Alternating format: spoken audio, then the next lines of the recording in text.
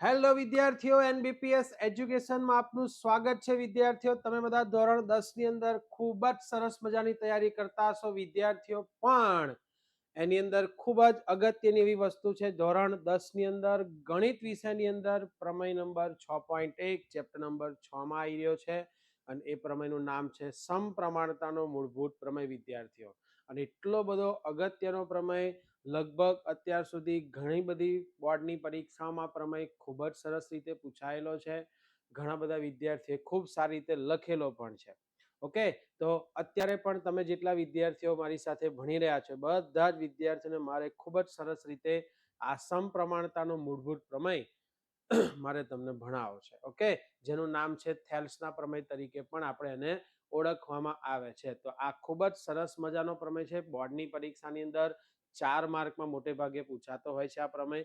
Okay, તો આપણે આને ખૂબ એકદમ શાંતિથી ધીરે ધીરે સરસ રીતે આપણે ભણવું છે. સૌથી પહેલું વિદ્યાર્થીઓ, પ્રમેય એટલે શું થોડુંક એ સમજી લઈએ. બરાબર, તો પ્રમેયના મુખ્ય 3 અંગો છે. કેટલા અંગો છે પ્રમેયના? મુખ્ય 3 અંગો. એક પક્ષ, સાધ્ય અને સાબિતી. બરાબર, શું છે? પક્ષ, સાધ્ય અને સાબિતી. પક્ષ એટલે બીજી ભાષામાં એવું કહેવાય કે આપણને જે કઈ વસ્તુ સાબિત કરવાની છે એની માટે જરૂરી જે કઈ મુખ્ય બેઝિક વસ્તુ જે જરૂર હોય એ આપણને પક્ષમાં આપેલી હશે. બરાબર, બીજી વાત કરું સાધ્ય, તો આપણે જે સાબિત કરવાનું છે એ જ વસ્તુ આપણે સાધ્યમાં લઈશું. અને સાબિતી એટલે કે કયા સ્ટેપ પછી કયું સ્ટેપ કરીશું, કયા સ્ટેપ પછી કયું સ્ટેપ કરીશું, એમ કરતા કરતા આપણે સાધ્ય સુધી પહોંચી જઈએ.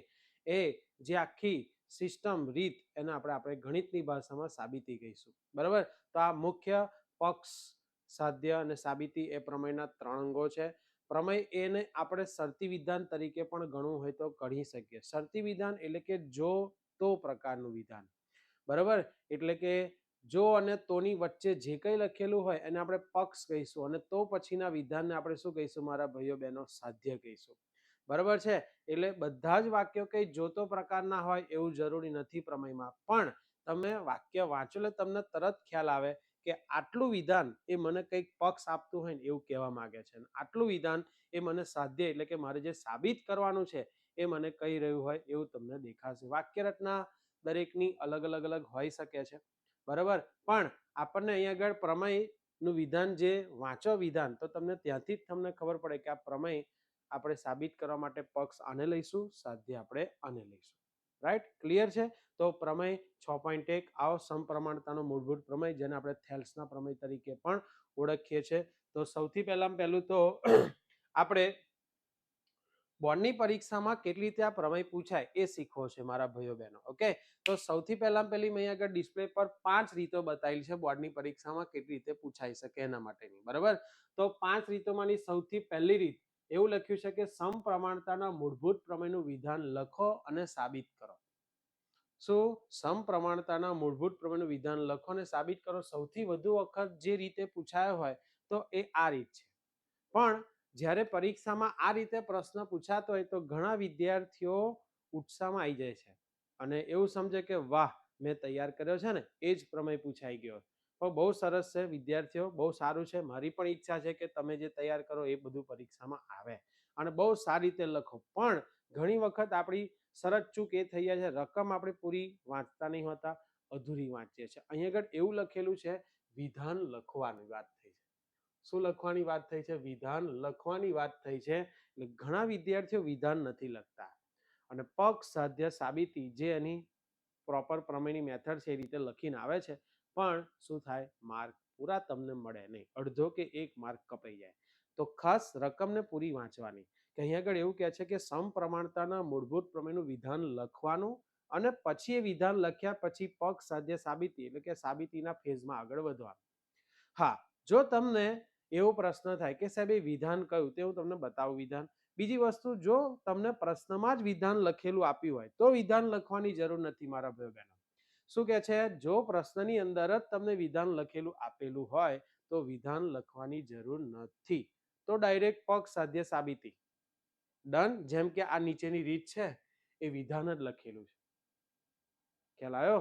શું લખેલું છે? વિધાન. કે સાબિત કરો કે જો ત્રિકોણની કોઈ એક બાજુને સમાંતર દોરેલી રેખા એ બાકીની 2 બાજુઓને ભિન્ન બિંદુઓમાં છેદે તો તે બાજુઓ પર કપાતા રેખાખંડો તે બાજુઓનું સમપ્રમાણમાં શું કરે છે?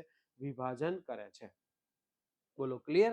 તો આ આપણું વિધાન હતું જે ડબલ ઇન્વર્ટેડ કોમામાં તમને દેખાય છે ને, બરાબર છે, એ જ આપણું આ શું છે? વિધાન છે. બોલો ક્લિયર? તો આ વિધાન ખાસ યાદ રાખજો. પરીક્ષામાં જો આપણને વિધાન લખો એવું પૂછે તો આપણે આ વિધાન લખવું પડે. તો શાંતિથી સરસ રીતે એને મોઢે કરવાનું, 2-3 વાર લખવાનું અને પાક્કું કરવાનું. પણ વિધાન તમને અત્યારે સમજાઈશ, એટલે સમજાઈશ તો તમને વહેલી રીતે તૈયાર થઈ જશે. ઓકે, તો અત્યારે તો હું પ્રશ્ન કેટલી રીતે પૂછાય એ સમજાવું છું, પછી આપણે બધું સ્ટેપ બાય સ્ટેપ આગળ વધીએ. ત્યારબાદ હજુ ત્રીજી રીત એવી છે કે થેલ્સના પ્રમેયનું વિધાન લખો અને સાબિત કરો. આમાં પણ એવું જ કહ્યું છે કે વિધાન લખવાની વાત થઈ છે અને પછી આપણે એની સાબિતીમાં આગળ વધીશું. કઈ રીતે ત્રીજી રીતે પૂછાય? થેલ્સના પ્રમેયનું વિધાન લખો અને સાબિત કરો. આગળ જઈએ તો સાબિત કરો કે જો ત્રિકોણ એબીસી ની બાજુ બીસી ને સમાંતર રેખા એ બાકીની બે બાજુઓ એબી અને એસી ને અનુક્રમે ડી અને ઈ માં છેદે તો એડી ના છેદમાં ડીબી બરાબર એઈ ના છેદમાં ઈસી થાય. આ પ્રકારની જો રકમ પૂછે, બરાબર છે, તો એટલું યાદ રાખો કે વિદ્યાર્થીઓ અહીંયા આગળ તમને એક બેનિફિટ છે. શું બેનિફિટ છે? કે તમને અહીંયા આગળ જો અને તો પ્રકારનું વિધાન આપ્યું છે. કેવું વિધાન આપ્યું છે? જો અને તો પ્રકારનું વિધાન આપ્યું છે. એટલે અહીંયા આગળ એવું કહી શકાય કે આ જે આપણો જો છે અને આપણો જે આ તો છે, તો જો અને તો ના વચ્ચેના વિધાન જો અહીંયા આગળ બતાવી દો કે જો અને તો પ્રકારના વિધાનમાં અહીં આગળ આપણી જોડે અહીં આગળ પક્ષ લખેલું હોય અને આગળ શું લખેલું હોય? સાધ્ય લખેલું હોય. બરાબર? તો આટલું ખાસ વિદ્યાર્થીઓ યાદ રાખજો, તમારા માટે આ કામની વસ્તુ છે. શું કે જો અને તો પ્રકારનું જે વિધાન હોય, બરાબર છે, એ વિધાનમાં જો અને તો વચ્ચેના વિધાનને પક્ષ કહેવાય ને તો પછીના વિધાનને આપણે શું કહીએ મારા ભાઈઓ બહેનો? સાધ્ય કહીએ. બરાબર છે? આટલી વસ્તુ તમારા માઇન્ડમાં ક્લિયર થતી હશે. બરાબર? તો બહુ સારું. તો અહીંયા આગળ તમે જોઈ લો, જો અને તો પ્રકારનું જેટલું વિધાન એની વચ્ચે લખ્યું છે, જો અને તોના વચ્ચે, એ બધાને આપણે પક્ષ કહીશું. તો પછીના વિધાનને આપણે શું કહીશું? સાધ્ય. એટલે સાધ્ય આટલું જ છે. હા, કદાચ તમને એવું બની શકે કે અત્યારે આ વિધાન તમને નહીં સમજાય, કેમ કે અત્યારે હું કેવી રીતે પૂછાય છે એ શીખવાડી રહ્યો છું. આ બધું જ તમને સમજાઈ જશે. ખ્યાલ આવે છે? પણ પેલા પ્રશ્ન સમજો, કેવી રીતે મારે પ્રશ્નને સમજવાનો, બરાબર, અને મારે પ્રશ્નને ઓળખીને કેવી રીતે જવાબ લખવાનો. તો આટલી રીતે આપણો સમપ્રમાણતાનો પ્રમેય પૂછાય છે. એમાં આપણે ચોથી રીત પર આપણે પહોંચ્યા છે. બરાબર છે? એટલે કે આ રીતે જો પરીક્ષામાં પૂછાય તો તમને બેનિફિટ શું કે પક્ષ સાધ્ય તમને ફાયદા રીતે મળી જાય. બરાબર છે? એટલે જો અને તોની વચ્ચેનું વિધાન એ આપણું પક્ષ અને તો પછીના વિધાનને આપણે શું કહીશું? સાધ્ય કહીશું. ક્લિયર? પણ આ રીતે બહુ ઓછી પૂછાય. હા, આ રીતે પૂછવી હોય તો એ લોકો શું કરે કે આમાં નામ બદલી નાખે. ત્રિકોણ એબીસી ની જગ્યાએ પીક્યુઆર ત્રિકોણ કરી નાખે, XYZ કરી નાખે. એટલે થોડુંક તમે જે ચોપડીના લેવલે કે અત્યારે જે ભણાઈશ એ લેવલે તમે તૈયાર કરીને ગયા હો, એટલે એ રીતે તો તમારે થોડુંક માઇન્ડ અલગથી દોડાવવું પડે, કેમ કે નામ બદલ્યા છે. એટલે તમારે એ લેવલે બધું લખાણ લખવું પડે. એટલે આ જ રીતે જો કદાચ આમાં પૂછવો હોય તો એ લોકો ત્રિકોણ એબીસી, ત્રિકોણ પીક્યુઆર, ત્રિકોણ ડીએફ જે કરવા હોય નામ એ લોકો એબીસી ની જગ્યાએ કરી શકે. ડન? એટલે આમ તો કહેવા જઈએ તો આ છઠ્ઠી રીત હું બોલી રહ્યો છું. મેં અત્યારે ડિસ્પ્લે પર 5 રીતો બતાવી છે. આ છઠ્ઠી રીત મેં તમને આની અંદર કહી દીધી. પણ અત્યારે મેં જેટલી રકમ અહીંયા આગળ લખી છે એ જ મુજબનો અત્યારે પ્રમેય પાછળ લખેલો છે બધો જ. પણ તમે આખો પ્રમેય શીખી લો, 2-3 વાર મોઢે કરી નાખો, કમ્પ્લીટ પરફેક્ટ બધું જ એક સ્ટેપ બાય સ્ટેપ તમને લખતા આવડી જાય, પછી તમે આ પ્રમેયને અલગ નામથી એટલે કે PQR XYZ નામ આપીને પણ તમે પ્રમેય 2-3 વાર પ્રેક્ટિસ કરજો, જેથી કંઈ કદાચ પરીક્ષામાં પૂછે કે આ અલગ નામથી પ્રમેય લખવાનો થયો છે તો તમે 100% શાંતિથી સરસ રીતે લખશો અને તમને પૂરેપૂરા માર્ક મળવાના છે. રાઈટ? આવી જાઓ. પાયથાગોરસના ગુરુનું વિધાન લખો અને સાબિત કરો. તો વિદ્યાર્થીઓ તમને બધાને યાદ હશે ધોરણ 9 ની અંદર ચેપ્ટર નંબર 5 તમે શીખ્યા હશો. ત્યાં આગળ આવું આવતું હતું કે થેલ્સનો ખ્યાતનામ વિદ્યાર્થી કોણ? યાદ આવે છે? શું? થેલ્સનો ખ્યાતનામ વિદ્યાર્થી કોણ? તો તમે બધાએ નામ મોઢે કર્યું હશે. જો યાદ આવતું હોય તો પાયથાગોરસ. તો અત્યારે આ વાક્ય જે લખ્યું છે ને એ રિવર્સ લખ્યું છે કે પાયથાગોરસના ગુરુનું વિધાન લખો. એટલે પાયથાગોરસના ગુરુ એટલે કોણ? થેલ્સ. અને એનું વિધાન લખો એટલે વિધાન લખો જે લખ્યું છે આ વિધાન લખવાનું અને સાબિતી જે બધાની આવવાની કોમન એ જ આવશે. એટલે ખાસ યાદ રાખજો કે પાયથાગોરસનો ગુરુ આપણને કોઈ પૂછે એટલે આપણે આ રીતે લખીશું. શું? તો કે પાયથાગોરસના ગુરુ ભાઈ એટલે કોણ? એ આપણા થેલ્સ ભાઈ છે. બોલો ક્લિયર? કોણ છે? થેલ્સ થશે. પાયથાગોરસના ગુરુ એટલે કોણ? થેલ્સ. ઓકે, સેજ ફેરફાર કરી દઈએ નામમાં, થેલ્સ ના ને થેલ્સ જ રાખીએ આપણે. બરાબર? બોલો ક્લિયર છે? તો આપણું નામ પાયથાગોરસના ગુરુનું મળી ગયું. કોણ છે? થેલ્સ. અને થેલ્સના પ્રમેયનું વિધાન લખો અને શું કરો? સાબિત કરો. જો આ રીતે આપણને પરીક્ષામાં પ્રશ્ન પૂછે તો પણ આપણને ખ્યાલ તો આવી જવો જોઈએ. ટોટલ કેટલી રીતો થઈ મારા ભાઈઓ બહેનો? 6 રીત થઈ. આમ ડિસ્પ્લે પર 5 છે. એક સમપ્રમાણતાનો મૂળભૂત પ્રમેયનું વિધાન લખો અને સાબિત કરો. એક વિધાન લખેલું જ હોય અને એમ કે સાબિત કરો. થેલ્સના પ્રમેયનું વિધાન લખો અને સાબિત કરો. પછી આ રીતે આપેલું હોય ત્રિકોણોના નામ સાથેનું, બરાબર છે, એ રીતે સાબિત કરો. અને પાયથાગોરસના ગુરુનું વિધાન લખો અને સાબિત કરો.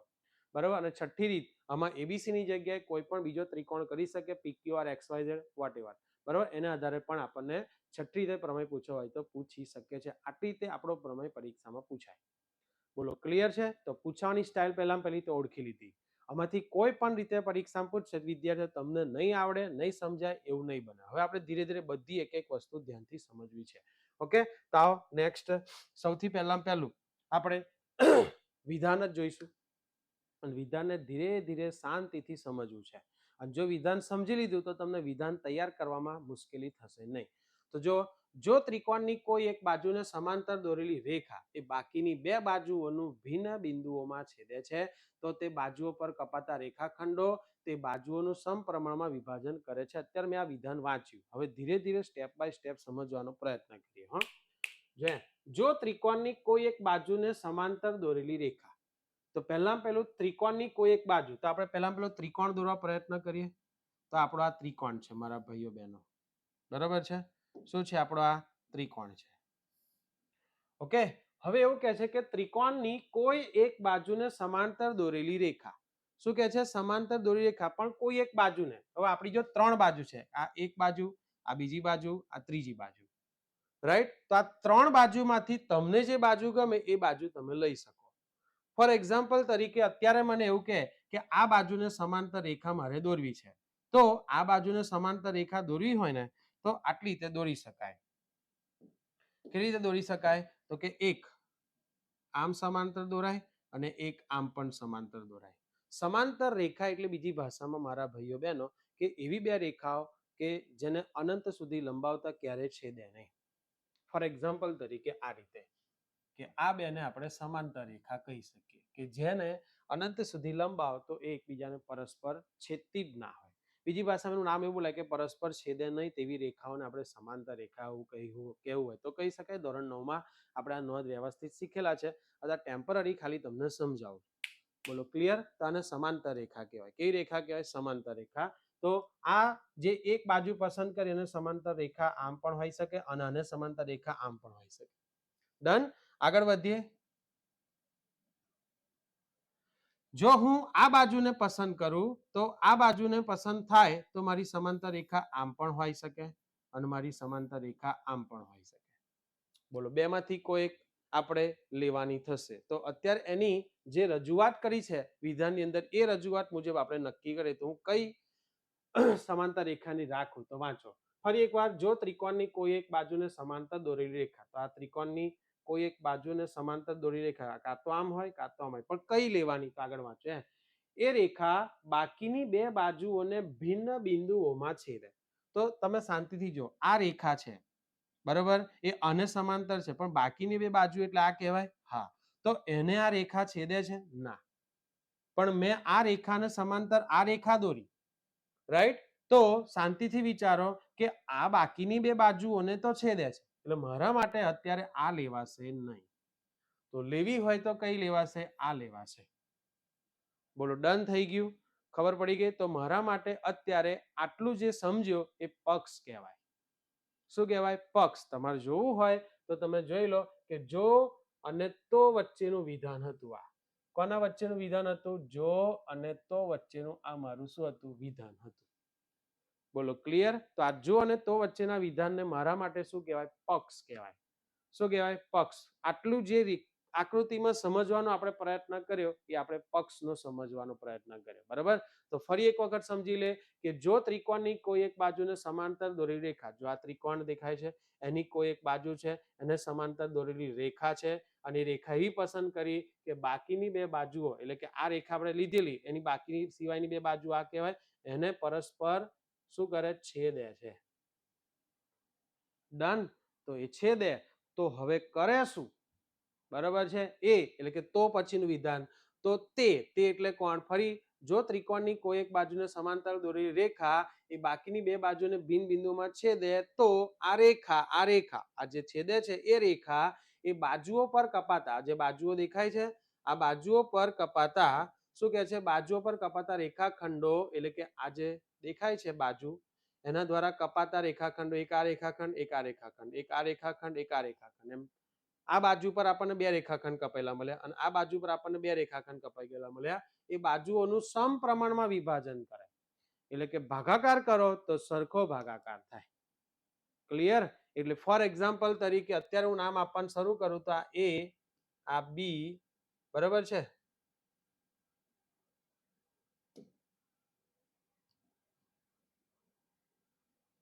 આ આપણા માટે બી અને આ કોણ છે? સી છે.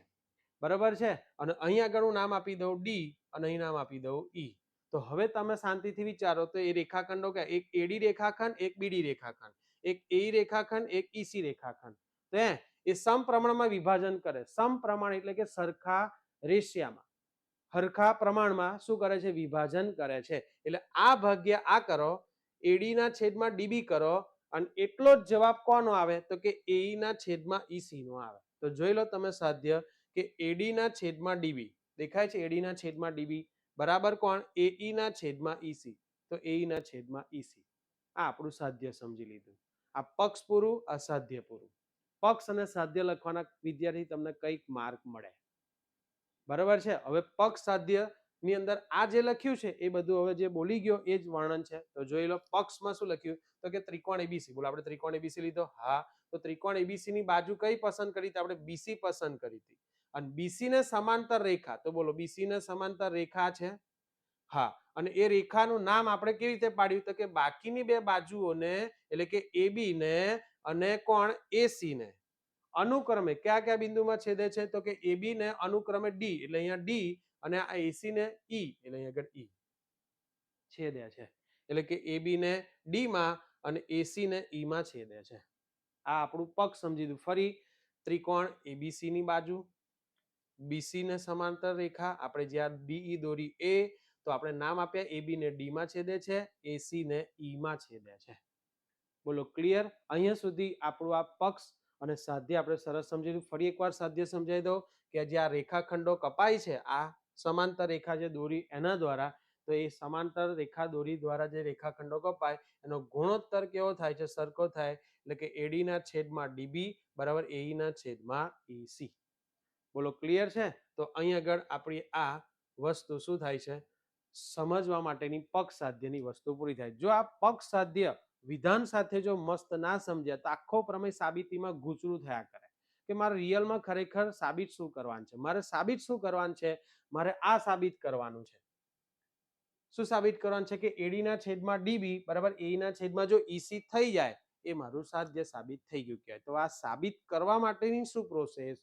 તો હવે ધીરે ધીરે આપણે આગળ જઈએ. તો હવે મસ્ત આપણી જે આકૃતિ દોરી છે એમાં આગળ વધીએ. બરાબર. તો સૌથી પહેલું તો ત્રિકોણ એબીસી તમને બધાને દેખાય છે? હા બોલો. યસ. પછી આપણે બીસી ને સમાંતર રેખા ડીઈ દોરી, જે યલો વાળી તમને લાઈનો દેખાય છે એ, એટલે કે બીસી ને સમાંતર રેખા કોણ દોરી દીધી? ડી દોરી દીધી. અને એ ડી બિંદુ એ એબી ને ક્યાં છેદે છે? અહીં આગળ છેદે છે અને એસી ને ઈ માં છેદે છે. રાઈટ. હવે આ જે આ ડોટેડ લાઈનો છે એનો તમને પ્રશ્ન થતો હશે કે આ ડોટેડ લાઈનનું શું કરવાનું? તો હવે એ જ આપણે વધુ છે આગળ સાબિતીમાં. ઓકે. તો સાબિતીમાં સૌથી પહેલું જે સ્ટેપ છે એમાં આપણે ટોટલ સાબિતીમાં મારા ભાઈઓ બહેનો 6 સ્ટેપ છે. 6 સ્ટેપમાં આપણે સાબિતી પૂરી કરી દેવાની છે. કેટલા સ્ટેપ? Only for 6 step. બરાબર. એમાંથી ડિસ્પ્લે પર તમને 2 સ્ટેપ તો દેખાય જ છે. 2 એ આપણા 2 સ્ટેપ. ઓકે, જોજો જ ખરા, એકદમ સહેલો પ્રમેય, કચકડા જેવો. તમને એવું લાગશે કે સાહેબ પ્રમેય મને આવડી ગયો, મારા હાથમાં 4 માર્ક આવવાના જ છે, કેમ કે મારે લાવડાવા જ છે તમારા જો 4 માર્ક.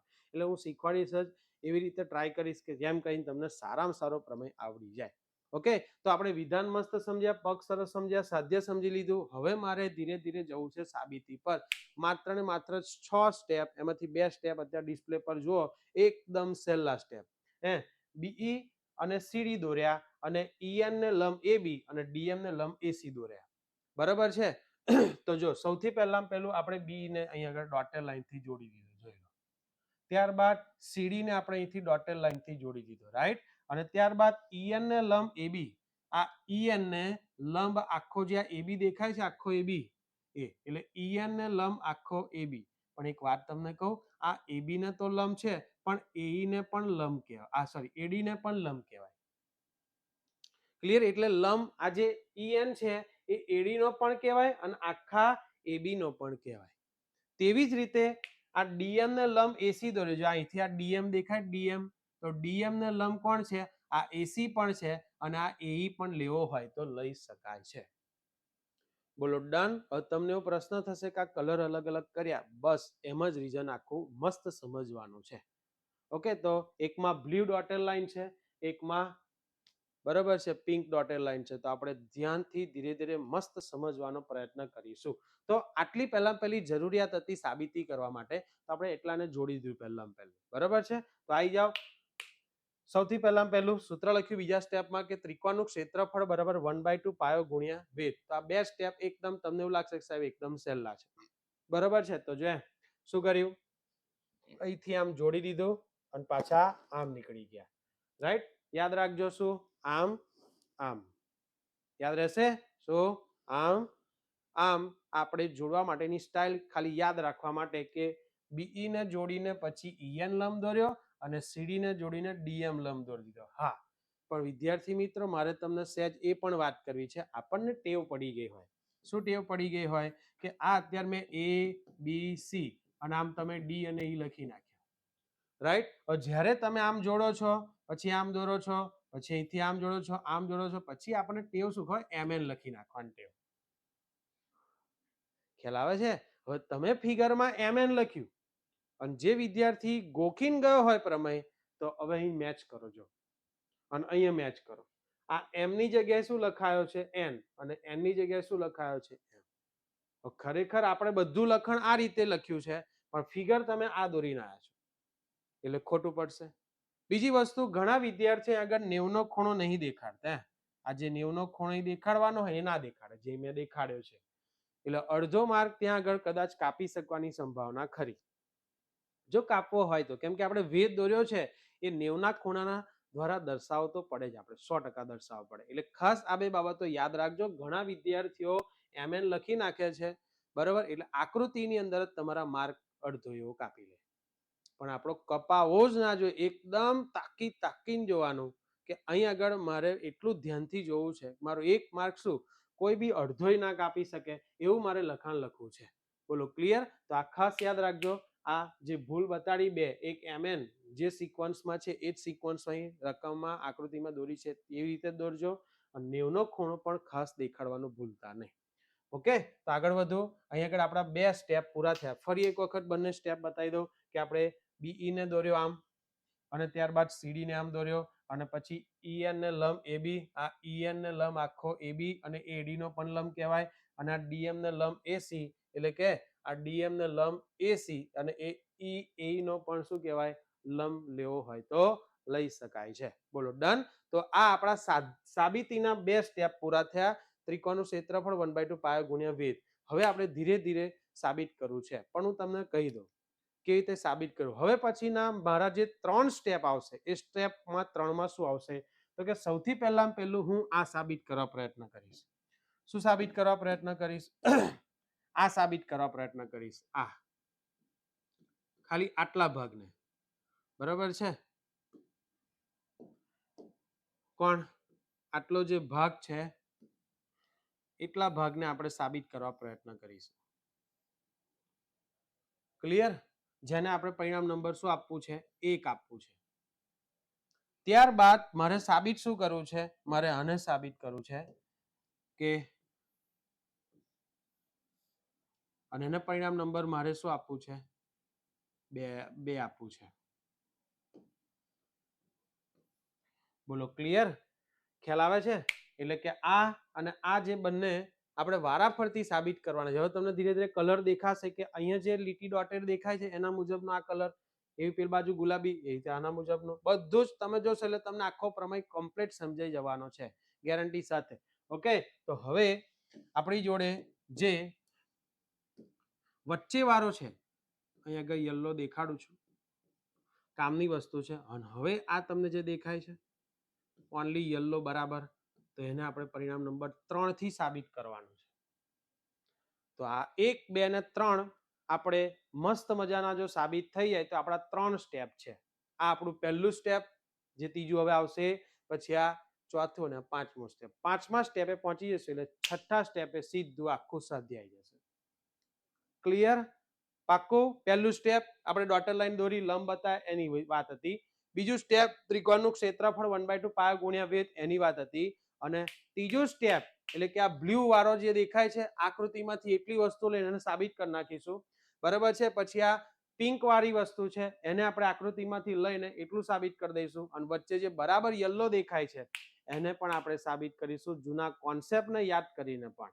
ઓકે, અને પછી ત્રણેયને ભેગા કરી દઈશું એટલે આપણું કામ અહીંયા આગળ પૂરું થઈ જશે મારા ભઈલાઓ. એટલે આપણો 6 સ્ટેપે પ્રમેય પૂરો. તો જો આગળ આવી જાઓ. હવે આ આકૃતિ દેખાય છે મારા ભાઈઓ બહેનો, આ જ આકૃતિ પરીક્ષામાં એક જ વાર દોરવાની, આ જ દોરવાની એકવાર. હવે આગળની સ્લાઇડ ઉપર હું આકૃતિ દોરીશ પણ એ સમજવા માટે હશે, તમારે દોરવા માટે પરીક્ષામાં નહીં. ઓકે, અને એમાં બધું નહીં દોર્યું હોય, જેટલું આપણે આકૃતિમાંથી સાબિત કરવાનું સ્ટેપ છે એટલું જ બતાવેલું હશે. તો આવી જાઓ એના પછીના સ્ટેપ પર આગળ વધીએ. બોલો, બ્લુ વાળો સાબિત કરો છે, રાઈટ? તો જો તમને દેખાય છે આ ત્રિકોણ એબીસી જે છે એની અંદર આપણે આટલી અત્યાર વસ્તુ જેટલી જરૂરિયાત છે એટલી મેં દર્શાવેલી છે. ડન? તો આવી જાઓ સૌથી પહેલામાં પહેલો આ એરિયા ઓફ એટલે કે ક્ષેત્રફળ કોનું? ADE નું જોઈએ છે. આપણે આગળ સૂત્ર લખી નાખ્યું 1/2 પાયો ગુણ્યા વેધ. તો આપણે હવે જોઈશું કે મારા માટે પાયો કોણ થશે અને વેધ કોણ થશે. ઓકે, તો એકદમ શાંતિથી ધીરે ધીરે જોઈએ આપણે. તો જો તમને એરિયા ઓફ ADE દેખાય છે, ADE, યસ, તો આ ADE ત્રિકોણ શોધો છો, રાઈટ? ઓકે, એમાં પાયો કોણ? તમે હમણાં જ વાત કરી હતી કે AD અને વેધ કોણ EN થશે. તો બોલો આ 1/2 પાયો AD અને વેધ કોણ થશે? EN. બરાબર? તો અહીં આગળ સમજવા માટે લખી રાખું ખાલી પાયો, અને આ કોણ છે? વેધ છે. બરાબર છે? શું છે? વેધ. બોલો પાક્કું? તો આ પાયો અને આપણો વેધ થઈ જશે. એવી જ રીતે સેમ એઝેક્ટ નીચે બોલો આપણી માટે આ DB અને EN એ પણ પાયો અને વેધ થશે, પણ ધીરે ધીરે સમજીએ. પેલા આટલું સમજણ પડી ગઈ? ઓકે, હા. પછી તમને એવું થશે કેમ આ ત્રિકોણો પસંદ કર્યા, એ હું તમને છેલ્લે રીઝન બતાવું. બરાબર છે? ચલો હવે એરિયા ઓફ BDE પસંદ કરીએ આપણે. તો આપણા માટે BDE આ જે ત્રિકોણ દેખાય છે મારા ભાઈઓ બહેનો, યસ. તો આ ત્રિકોણની અંદર પાયો આપણો કોણ થશે? DB થશે, ને વેધ કોણ થશે? EN. તમે બધાએ ગુરુકોણ ત્રિકોણ જોયો હશે. કોણ ત્રિકોણ જોયો છે? ગુરુકોણ ત્રિકોણ તમે જોયો હશે. બરાબર? તો ગુરુકોણ ત્રિકોણની અંદર તમે અહીં આગળ જો આ જે ત્રિકોણ દેખાય છે આ ત્રિકોણ આપણા માટે as a one type of ગુરુકોણ ત્રિકોણ છે એવું સમજી લઈએ. અને અત્યારે આ હું ડોટેડ લાઈનથી આમ દોરું છું. બરાબર છે? તો આ આપણને બતાવશે સરસ મજાનો ગુરુકોણ ત્રિકોણ. તો અહીં આગળ જોઈ લે, તમને આ BDE દેખાય છે અને આ EN આપણો શું થશે? વેધ. એટલે હું અહીં આગળ લખું છું EN આપણો વેધ થશે. હા બોલો, રાઈટ? અને હવે તમે શાંતિથી વિચારો કે આ E, બરાબર, આ B અને આપણા માટે આ કોણ થઈ જશે? D. એટલે અહીં આગળ D અને આ B. તો તમે ચેક કરો BDE આપણો જે આ ત્રિકોણ છે એને આમ ખરેખર આમ પકડીને આમ ત્રાસોકીના જેમ મેચ કરો તો તમને એવું જ લાગશે કે હા સાહેબ કમ્પ્લીટ. તો આ આપણા માટે 90 નો ખૂણો થશે અને આ આપણા માટે વેધ થઈ જશે મારા ભઈલાઓ. અને આટલાથી આટલો આપણો શું થશે? પાયો થશે. આવું તમે બધા નાના ધોરણમાં ગુરુકોણ ત્રિકોણ વિશે થોડું ઘણું જોયું તો હશે. રાઈટ. તો આ ઈએન આપણા માટે શું થશે? વેધ થશે. અને ડીબી આપણા માટે શું થશે? પાયો થશે. તો આવી જાઓ, જો એરિયા ઓફ બીડીઈ બરાબર છે, જે આપણે નક્કી કર્યો ત્રિકોણ બીડીઈ બરાબર છે, એમાં પાયો કોણ? તો કે ડીબી. હવે સમજાઈ ગયો છે ડીબી કેમ પાયો લીધો અને ઈએન કેમ વેધ લીધો. તે આપણા માટે ઈએન વેધ છે. તો આપણા માટે આ પાયો અને આપણા માટે શું છે? વેધ છે. બોલો પાક્કું છે? તો આ ખાસ યાદ રાખવા જેવી વસ્તુ છે, તમને ખૂબ કામમાં લાગશે. બરાબર. તો અહીંયા આગળ જો હું અહીંયા બતાવું છું, 2 વાર પાયો લખું છું અને અહીંયા આગળ પણ પાયો લખું છું અને આ બંને વખત વેધ તો કોણ બને છે? આ ઈએન જ બને છે. બોલો ક્લિયર? તો આ ખાસ મસ્ત સમજવા જેવી વસ્તુ છે. પ્રશ્ન એ છે કે કેમ આપણે આનો ઉપયોગ કર્યો. તો એક વસ્તુ યાદ રાખો વિદ્યાર્થીઓ, કે આપણે અહીંયા આગળ જોઈતું તો એડી અને ડીબી. કોણ જોઈતું તો? એડી અને ડીબી. તો ત્રિકોણના કોન્સેપ્ટને તમે યાદ કરો ને તો પેલું ત્રિકોણના અંગો, ખૂણો અને બાજુ, બરાબર, ટોટલ 6 ખૂણા, સોરી 3 ખૂણા અને 3 બાજુ, 6 અંગો થાય. તો અત્યારે મારે ખૂણાને દ્રષ્ટિથી મારો પ્રમેય નથી, મારા બાજુના દ્રષ્ટિથી આખો પ્રમેય છે. તો મારી જો બાજુની દ્રષ્ટિથી જો કોઈ મારી જોડે નોંધ હોય તો એ નોંધ કઈ છે? તો કે 2 જ નોંધ છે. એક તો કે ત્રિકોણની પરિમિતિ અને એક ત્રિકોણનું ક્ષેત્રફળ. બરાબર છે. કોણ છે? એક ત્રિકોણની પરિમિતિ છે અને એક ત્રિકોણનું ક્ષેત્રફળ છે. તો ત્રિકોણની પરિમિતિ એટલે શું? 3 બાજુઓનો સરવાળો. અને ત્રિકોણનું ક્ષેત્રફળ એટલે જે હમણાં સૂત્ર દેખાય છે 1/2 પાયો ગુણ્યા વેધ. એટલે આ જે વ્યક્તિએ સાબિત કર્યું છે એમને ત્રિકોણના ક્ષેત્રફળનો ઉપયોગ કર્યો. ડન. એટલે અહીં આગળ આપણે ક્ષેત્રફળ લીધું બંને ત્રિકોણોનું અને એવા ત્રિકોણ લીધા કે જેની અંદર આ અને આ બે બાજુ આવે. ખ્યાલ આવી ગયો? અને ના આવે એવી વસ્તુ કઈ? તો કે વેધ હતી. તો એને જાતે પહેલા સ્ટેપની અંદર નક્કી કર્યું કે મારે વેધ દોરવો છે, એટલે એને વેધ દોર્યો. કોને અનુલક્ષીને? એબી ના અનુલક્ષીને ઈએન એને શું દોર્યો? વેધ દોર્યો. ક્લિયર? સમજાય છે કે કેમ એને વેધ દોર્યો? એટલે આપણી જોડે કોન્સેપ્ટ હતો ત્રિકોણના ક્ષેત્રફળનો, પરિમિતિ તો 3 બાજુનો સરવાળો થાય, એટલે એમને એવું લાગ્યું કે ક્ષેત્રફળથી કદાચ મારો જવાબ મળશે. બરાબર. અને એની અંદર બાજુ આવવાની છે. મારે કઈ કઈ બે બાજુનો ઉલ્લેખ જોયો છે? એડી ના છેદમાં ડીબી, બે બાજુ જોઈએ છે. ક્લિયર? તો એ બે બાજુ લાવવા માટે એમને બે અલગ અલગ શું લીધા? ત્રિકોણ લીધા. એક એડીઈ ત્રિકોણ લીધો, ઉપલો આ જે આ દેખાય છે એ આ, રાઈટ. અને બીજો ત્રિકોણ કયો લીધો? તો કે બીડીઈ ત્રિકોણ લીધો, જે આ દેખાય છે એ આ ત્રિકોણ. બોલો ક્લિયર? ઓકે. તો આ જે ત્રિકોણ લીધો એમને આ ત્રિકોણ. તો હું તમને સહેજ દોડીને બતાવી દઉં એટલે તમને ખ્યાલ આવી જાય, તો તમને બહુ વાંધો આવે નહીં. તો આપણો આ ત્રિકોણ આ હતો, કોણ? એ ડી અને ઈ. અને એની અંદર આપણા માટે આ શું હતો? વેધ હતો. અને આ જે ત્રિકોણ દેખાય છે, બરાબર છે, એ ત્રિકોણ કયો? જે હું અત્યારે દોરવા જઈ રહ્યો છું એ ત્રિકોણ આપણો, બરાબર છે. આ ડી, આ ઈ છે અને આ બી છે અને આ આપણા માટે અહીંથી કોણ નક્કી થશે? એન થશે. બોલો ક્લિયર? તો આ બે ત્રિકોણ આપણે આ આકૃતિમાંથી પસંદગી કર્યા અને આપણને સરસ મજાના બે ત્રિકોણના ક્ષેત્રફળ મળી ગયા. હવે પ્રશ્ન છે, બે ત્રિકોણના ક્ષેત્રફળ લઈ આવ્યા અને એમાં પણ એવા લઈ આવ્યા કે જેમાં આપણને એડી ને ડીબી મળે. બહુ સરસ. પણ પ્રશ્ન એ છે કે આપણને એડી ને ડીબી મળે, પણ મારે એડી ને ડીબી જોઈએ છે અંશ ભાગ્યા છેદના સ્વરૂપમાં. શેમાં જોઈએ છે? અંશ ભાગ્યા છેદના સ્વરૂપમાં. એટલે મારે પેલા બે ક્ષેત્રફળોનો શું કરવો પડશે? ભાગાકાર જ કરવો પડશે, તો અંશ ભાગ્યા છેદમાં આવશે. એટલે આપણે આ બંનેનો ભાગાકાર કર્યો, નીચે જોઈ લો. રેડી? તો આ એરિયા ઓફ એડી લખ્યું અને એરિયા ઓફ બીડી લખ્યું, બંને લખી નાખ્યા અંશ ભાગ્યા છેદમાં અને બરાબર લખ્યું. અને હવે આ બંનેનો ભાગાકાર, કિંમતો બંનેની મૂકી દીધી જે આવી હતી. તો બોલો તમને એવું લાગે છે 1/2 શું થઈ જશે? ઉડી જશે. અને ઈએન પણ ઉડી જશે. તો મારા ભઈલાઓ એડી ના છેદમાં ડીબી મળી ગયું. પરિણામ નંબર 1 આપ્યું. આપણું એક કામ પૂરું થયું. શું કામ પૂરું થયું? એક કામ પૂરું થઈ ગયું. બહુ જ સરસ મજાનું. જે આપણે ક્યારના વિચારતા હતા આવશે, આવી ગયું. જોઈ લો. એડી ના છેદમાં ડીબી આવી ગયું. તો ઘણા વિદ્યાર્થીઓ આટલું જો બહુ જ મસ્ત સમજ્યાશો તો 100% તમને હવે પિંક નો વિચાર આવવા લાગ્યો હશે કે સાહેબ પિંકમાં શું કેમ આવું કર્યું. આવી ગયો ને?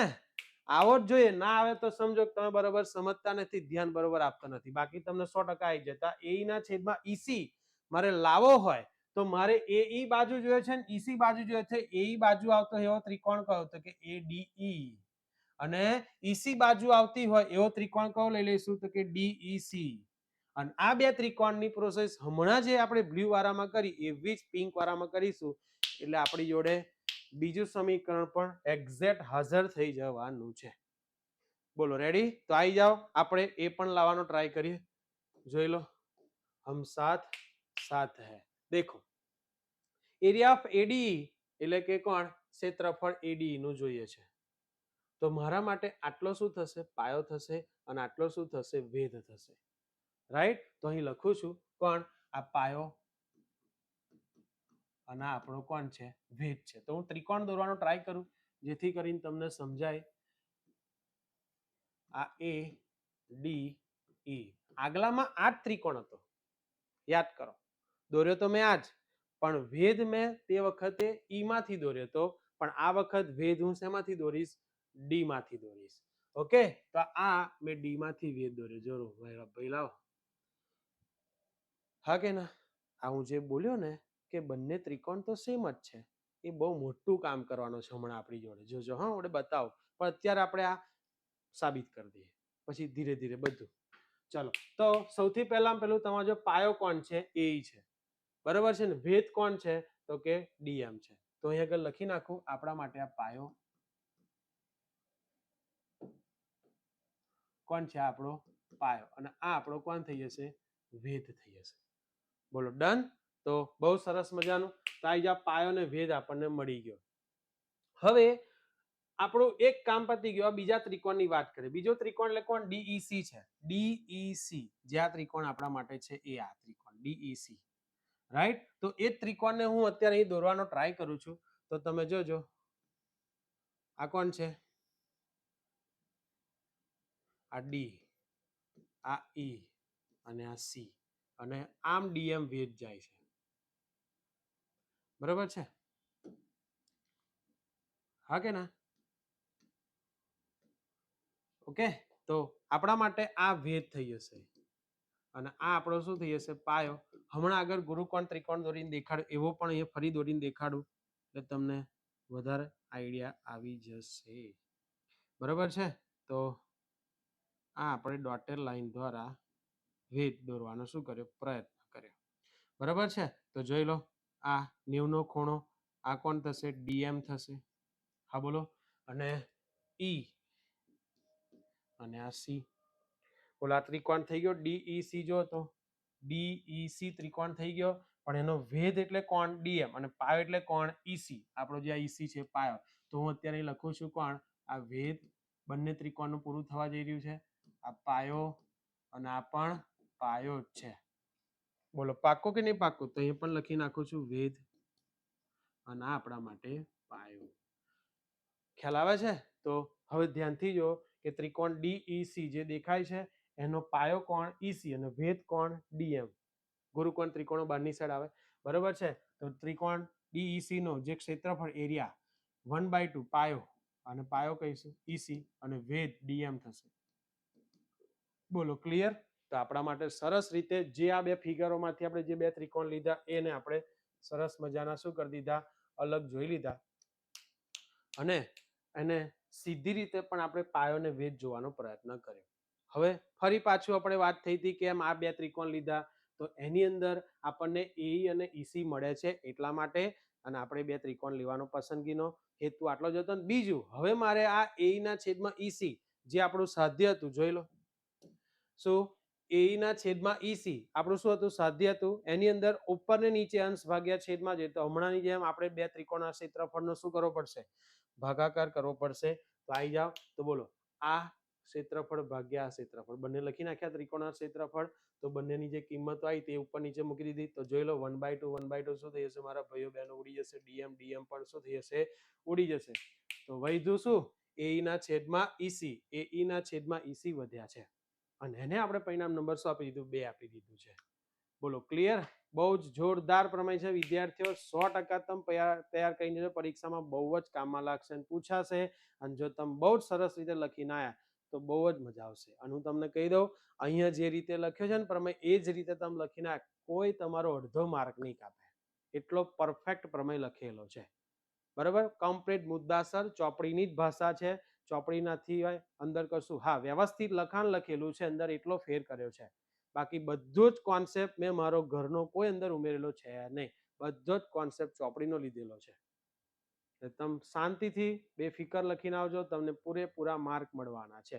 આપણું મોટા ભાગનું કામ વિદ્યાર્થીઓ પૂરું થઈ ગયું. 80% પ્રમેય આપણો પૂરો થઈ ગયો. ખુશીના સમાચાર આપકો મિલ ગયે હે. 80% પ્રમેય આપણો પૂરો થઈ ગયો. પરિણામ 1 લાવી દીધું, પરિણામ 2 લાવી દીધું. આ 3 પરિણામ જે બરાબર દેખાય છે એ લાવવાનું છે. એટલે ટૂંકમાં બરાબર લાવો એટલે કે આ બેને મારે સરખા કરવા છે. હવે બેને સરખા કેમ ના કરવા? તો સરખા કેમ કરવા છે? પહેલામાં પેલું તે સાધ્ય છે એટલે. તો હવે સરખા કરવામાં આપણને થોડી ઘણી મદદ કઈથી મળશે? તો થોડીક 9મા ધોરણમાંથી મદદ મળવાની છે. તો 9મું ધોરણ શું આપણને મદદ આપશે? તો આવો એ પહેલા આપણે જે સરખું કરવું છે એ જોઈ લે. તમે ધ્યાનથી જુઓ, આ જે દેખાય આ વસ્તુ, બરાબર, આ જે વસ્તુ દેખાય તમને, તો એ વસ્તુ હું તમને થોડીક બતાવવાનો ટ્રાય કરું.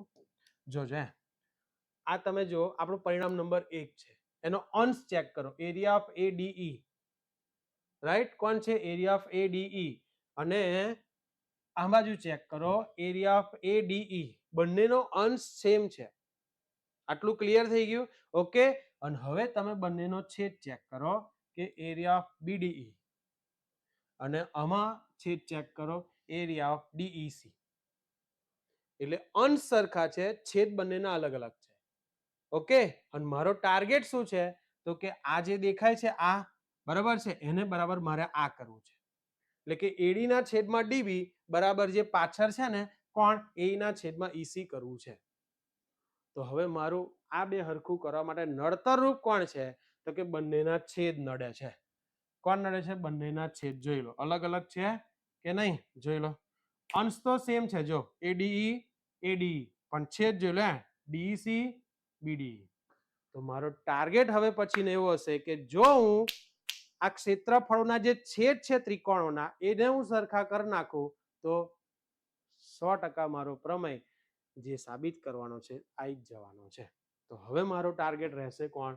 આ બીડીઈ ત્રિકોણ. ધ્યાન આપજો, બીડીઈ ત્રિકોણ અને ડીઈસી ત્રિકોણ, એ બે મારે સરખા બતાવવા છે. બોલો, તમે કહેતા હોય તો આગળ જવું નેક્સ્ટ સ્ટેપમાં. તો આટલે સુધી તમારો પ્રમેય મસ્ત પૂરો થઈ ગયો છે 80%. હવે આપણે આગળ જવું છે નેક્સ્ટ, છેલ્લી સ્લાઇડ. હા, પછી પ્રમેય ધી એન્ડ. જોઈ લો, 4 પૂરા થઈ ગયા. આ 5મું સ્ટેપ અને આ 6થું સ્ટેપ એટલે વાર્તા પૂરી. પણ આ 5મું સ્ટેપ છે ને એ બહુ જોરદાર સ્ટેપ છે. ઘણા બધા વિદ્યાર્થીઓ આ સ્ટેપ નથી લખતા, સમજાતું પણ નથી, એવું પણ થતું હોય છે. અને ખબર નહીં શું લખીને આવે છે, ડાયરેક્ટ કંઈ લખી નાખે, પરિણામ નંબર 3 આવું કંઈક લખી નાખે, 1 2 3 પરથી સાબિત થાય છે કંઈક લખી નાખે છે અને વાર્તા પૂરી કરી દે. ના, વિદ્યાર્થીઓ મસ્ત ધ્યાનથી સમજવા જેવું છે. હવે બરાબર, હવે આપણે ફિગરમાં કેટલી વસ્તુ જોવાની, તો એને તમે થોડુંક ધ્યાનથી જોવાનો પ્રયત્ન કરો. હા, તો જો આપણો ટાર્ગેટ છે, તમને એવું દેખાતું હશે, પેલો બીડીઈ અને ડીઈસી બે ક્ષેત્રફળ કેવા બતા સરખા, જો સરખા થઈ જ જાય, પણ થવા પાછળનું લોજિક શું, એ લોજિક આપણે શીખવું છે. તો હવે ધ્યાનથી જો, ત્રિકોણ બીડીઈ અને ત્રિકોણ ડીઈસી એક જ પાયા કોણ છે? ડીઈ પર છે. એટલે હવે તમે આ બીડીઈ ત્રિકોણ જો, આ બીડીઈ અને કોણ છે? ડીઈસી ત્રિકોણ જો, બંનેમાં તમને સામાન્ય બાજુ દેખાય છે. અહીંયા ઉતારો, જો દેખાડો તમને કે આ આપણો એક ત્રિકોણ છે, કોણ? બી ડી અને ઈ. અને બીજો ત્રિકોણ કોણ છે? આ ત્રિકોણ છે, જો. હા બોલો, ડીઈસી. તો તમને એવું દેખાય છે કે આની અંદર આપણી જોડે સરખી બાજુ તરીકે આ છે, આ જુઓ તો. યસ, બોલા, બે સરખી બાજુ તરીકે છે, જુઓ તો. હા કે ના? એટલે આ બે ત્રિકોણની અંદર શું આ બે ત્રિકોણની અંદર પહેલામાં પહેલું તો તમે કદાચ આ બે ત્રિકોણનું નામ ભૂલી જાઓ તો તમને યાદ રાખવાની સ્ટાઇલ મજા આવશે કે પેલું ધોતિયું પહેરો, ધોતિયું યાદ આવે, ધોતિયું धोतिया પહેરો, આમ ધોતિયા, यस, तो ये धोतिया स्टाइल याद रखने का क्या स्टाइल है, ધોતિયા સ્ટાઇલ. આમ તો આ પ્રમેયનું નામ મેં ધોતિયા સ્ટાઇલ પાડ્યું છે, બરાબર છે, પણ હવે બધું બોલી ના શકાય, પણ ટૂંકમાં ધોતિયા સ્ટાઇલ છે. એટલે આમ ધોતિયું પહેરો એટલે એક આ બાજુનો ત્રિકોણ અને એક આ બાજુનો ત્રિકોણ યાદ રહી જશે. તો બોલો આ ત્રિકોણ કોણ છે, BDE, અને બીજો ત્રિકોણ કોણ છે, DEC. એટલે નામ ભૂલવાના પ્રશ્ન નહીં થાય કદાચ જો આ રીતે યાદ રાખ્યું તો યાદ કરો. જે ઉપર કમર વાળો ભાગ હોય એ તો આ પગ માટે આ પગ માટે તો ભેગો જ થતો હોય, એટલે એવું કે છે કે આ DE તમારે આ ત્રિકોણ માટે અને આ DE આ ત્રિકોણ માટે સમાન છે. આટલે સુધી જો તમને ખ્યાલ આવી ગયો, એક જ પાયા એટલે આને પાયો કહેવાય. શું? એક જ પાયો, જેનું નામ લખું શું? એક જ પાયો. બોલો ક્લિયર? આટલી વસ્તુ જો મગજમાં ઉતરતી હોય તો આગળ જઈએ. અને સમાંતર રેખાઓની જોડ BC અને D. તો યાદ કરો આપણે સૌથી પહેલું આ જ શીખતા હતા કે આ BC અને DE સમાંતર છે. શીખ્યા કે ના શીખ્યા? લીધી ને આપણે આમ સમાંતર રેખા દોરતા હતા. તો બોલો હમણાં જો આ BC દેખાય છે, આ BC અને આ DE દેખાય છે તમને જો તો બોલો બે સમાંતર રેખાની વચ્ચે આ બે ત્રિકોણો છે કે નહીં? એટલે આવું ધોરણ 9 ની અંદર આવતું હતું મારા ભાઈઓ બહેનો કે જે બે ત્રિકોણો બે સમાંતર રેખાની વચ્ચે હોય, શું સમાંતર રેખાઓ BC અને D બે સમાંતર રેખાઓની શું હોય, વચ્ચે હોય, અને એ બંને ત્રિકોણોની એક બાજુ સામાન્ય હોય, બરાબર છે, તો તે બંને ત્રિકોણના ક્ષેત્રફળ સરખા થાય. આવી ધોરણ 9 માં નોંધ આવતી હતી. ફરી બોલું કે જે બે ત્રિકોણો સમાંતર રેખાઓની વચ્ચે હોય અને બંને ત્રિકોણોની એક બાજુ સામાન્ય હોય, બરાબર છે, અને એ પણ કોઈ પણ સમાંતર રેખાઓ જે બે છે એમાંથી કોઈ એક બાજુ પર જ હોય, બરાબર છે. તો જોઈ લો અત્યારે આ DE અને BC બે સમાંતર રેખા છે અને આ બે ત્રિકોણોમાં એક સામાન્ય બાજુ D એ આ જ રેખા પર છે, તો આ બે ત્રિકોણોના ક્ષેત્રફળ સરખા થાય. બસ પતી ગયું લોજિક. તો જોઈ લો એરિયા ઓફ BDE બરાબર એરિયા ઓફ DEC. આ ખાલી યાદ જ કરવાની નોંધ, બીજું કશું કરવાનું નહીં, આમાં કોઈ ગણતરી નહીં આવતી, ખાલી નોંધને યાદ કરવાની, આપણી આ ફિગરમાં એને જોવાની અને પછી લખવાનું છે, બીજું કાંઈ કરવાનું છે નહીં. તો અમે તમને યાદ કરાવી. ક્લિયર છે? શું? બે સમાંતર રેખાની વચ્ચે આ બે ત્રિકોણો છે, યસ, અને એ બે ત્રિકોણોની એક બાજુ કેવી છે, સામાન્ય છે. ક્લિયર? તો આ બે ત્રિકોણોના ક્ષેત્રફળ ક્યાં થાય, સરખા.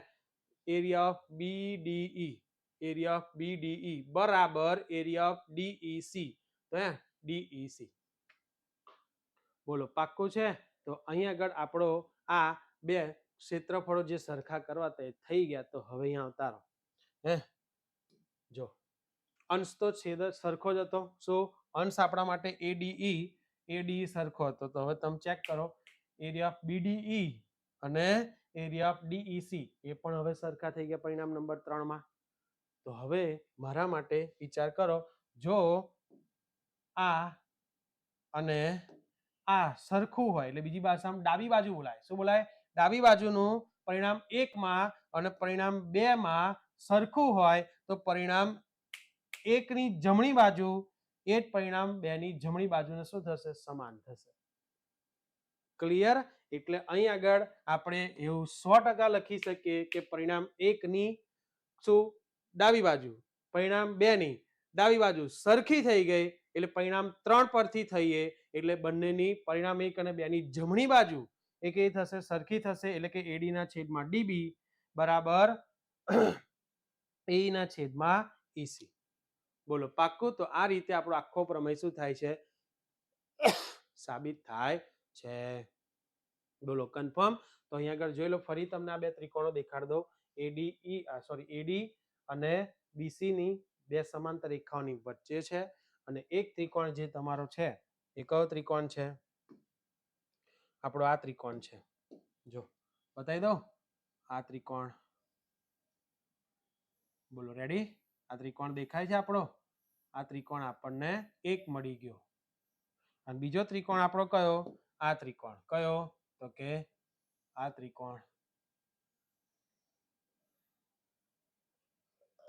અને બંનેમાં સામાન્ય બાજુ એટલે કઈ બાજુ? તો કે ડીઈ અને સમાંતર રેખા બીસી અને ડીઈ ની વચ્ચે છે એટલે આ પરિણામ નંબર 3 આવી ગયું અને 1 અને 2 અને 3 પરથી આપણો આખો પ્રમેય ખૂબ જ સરસ મજાનો સાધ્ય સહિત શું થાય છે આગળ પૂરો થઈ જાય સાધ્ય આપણું સાબિત થઈ જાય છે બોલો પાક્કું છે રેડી છે કદાચ પરીક્ષામાં ભૂલી જાય સાધ્ય કેવી રીતે લખવાનું તો આવું યાદ રાખવાનું ઉપલાના છેદમાં નીચલું બરાબર ઉપલાના છેદમાં નીચલું ખ્યાલ કદાચ નામ બદલી નાખ્યા તો આ જ ગોખીને જવું એવું જરૂરી નથી શું ઉપલાના છેદમાં નીચલું બરાબર ઉપલાના છેદમાં નીચલું એટલે એડી ના છેદમાં ડીબી અને એઈ ના છેદમાં ઈસી કદાચ તમે બીડી લખો તોય ચાલે અને સી લખો તોય ચાલે કોઈ એના સાથે ફેર નહીં પડતો પણ ઉપલાના છેદમાં નીચલું બરાબર ઉપલાના છેદમાં નીચલું એ રીતે યાદ રાખશો તો પણ તમને આ પ્રમેય ખૂબ જ સરસ મજાનો યાદ રહી જશે બોલો તો આપણે સૌથી પહેલા આપણે 5 રીતે પ્રમેય પૂછાય છે એમાં એક એક્સ્ટ્રા છઠ્ઠી રીત બતાવી નામ બદલીને પણ પરીક્ષામાં પ્રમેય પૂછાય છે